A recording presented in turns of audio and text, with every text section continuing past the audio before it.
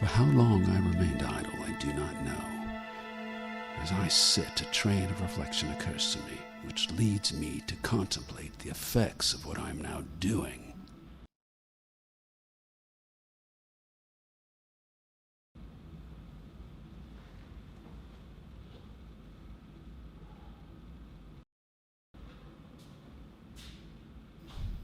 Should I leave this labor for the night, or hasten its conclusion by an unremitting attention to it?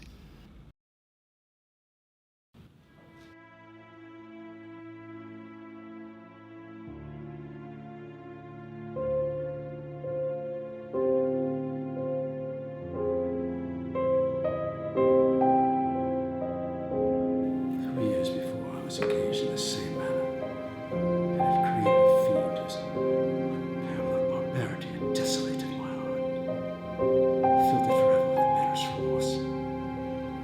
I was now about to form another being, whose dispositions I was alike ignorant. She might become 10,000 times more malignant than her mate, and delight, for its own sake, and murder and wretchedness. He had sworn to quit the neighborhood of man and hide himself in deserts. But she had not. And she, who in all probability was to become a thinking and reasoning animal, might refuse to comply with a compact made before her creation. The creature already loathed his own deformity. Might he not conceive a greater abhorrence for it when it came before his eyes in the female form? She also might, with disgust, turn from him towards the superior beauty of man.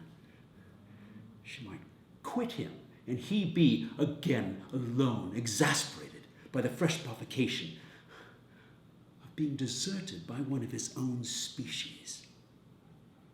Even if they were to leave Europe and inhabit the deserts of the New World, yet one of the first results of those sympathies for which the demon thirsted would be children.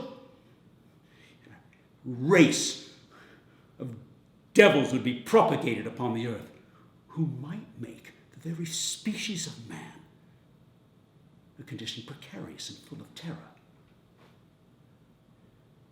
Have I a right, for my own benefit, to inflict this curse upon everlasting generations? I had before been moved by the sophism of this being which I had created. I had been struck senseless by his fiendish threats. But now, for the first time, the wickedness of my promise burst upon me. I shuddered to think that future ages might curse me as their pest, whose selfishness had not hesitated to buy its own peace, at perhaps the price of the whole human race.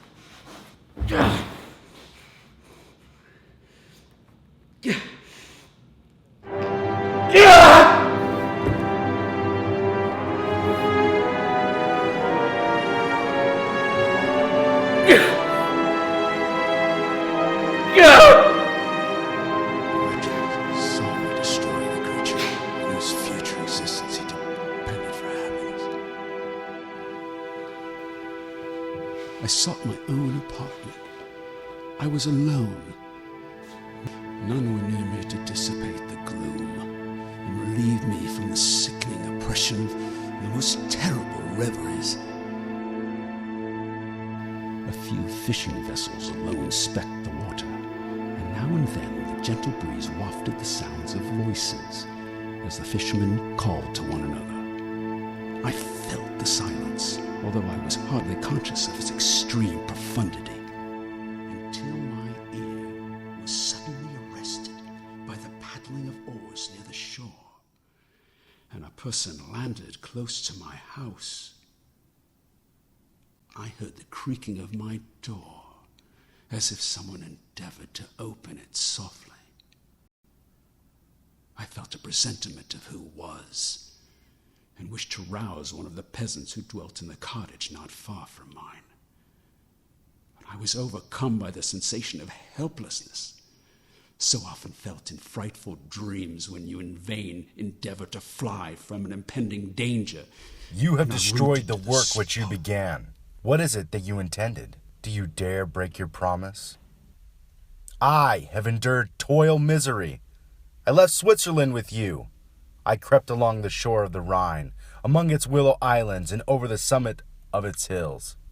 I have dwelt many months in the heaths of England, among the deserts of Scotland.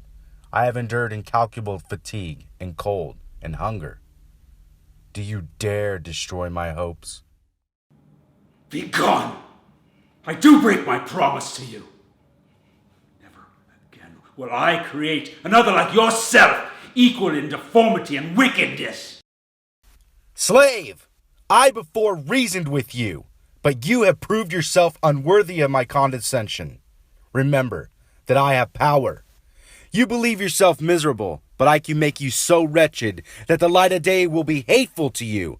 You are my creator, but I am your master. Obey. The hour of my weakness is past, and the end of your power has arrived. Your threats cannot move me to do an act of wickedness, but they confirm me in a resolution of not creating you a companion in vice. Shall I in cool blood set loose upon the earth a demon whose thirst for death and violence and wretchedness? Begone! I am firm. Your words will only serve to exasperate my rage. Shall each man find a wife for his bosom, and each beast have a mate, and I be alone? I had feelings of affection, and they were requited by detestation and scorn. Man, you may hate, but beware. Your hours will pass in dread and misery, and soon the bolt will fall, which must ravish you from your happiness forever. Are you to be happy while I grovel in the intensity of my wretchedness? You can blast my other passions, but revenge remains revenge. Henceforth, dearer than light or food, I may die. But first you, my tyrant and tormentor, shall curse the sun that gazes on your misery. Beware, for I am fearless and therefore powerful. I will watch with the willingness of a snake, that I may sting with its venom. Man, you shall repent of the injuries you inflict. Devil, cease, and do not poison the air with these sounds of malice. I have declared my resolution to you, and I am no coward to bend beneath words. Leave me. I am inexorable. It is well. I will go. But remember, I will be with you on your wedding night. Villain! Before you sign my death warrant, be sure that you yourself are safe. I would have seized him, but he quitted the house with precipitation.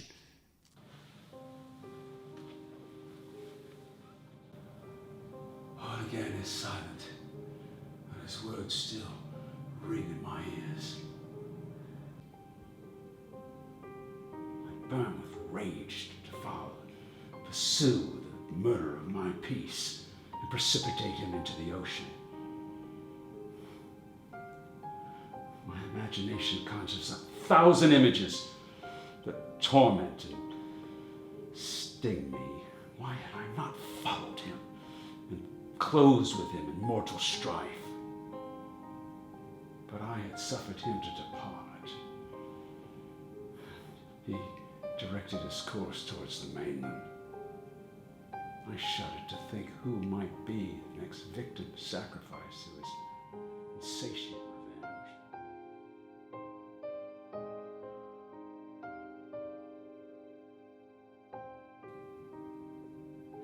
This, then, is the period fixed for the fulfillment of my destiny.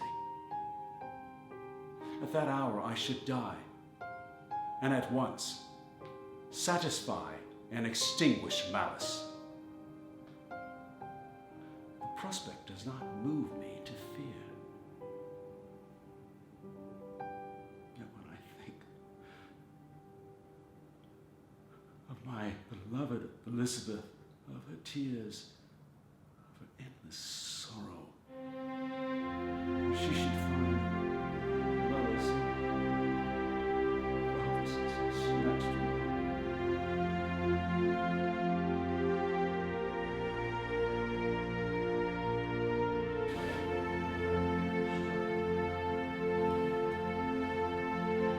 I make a solemn vow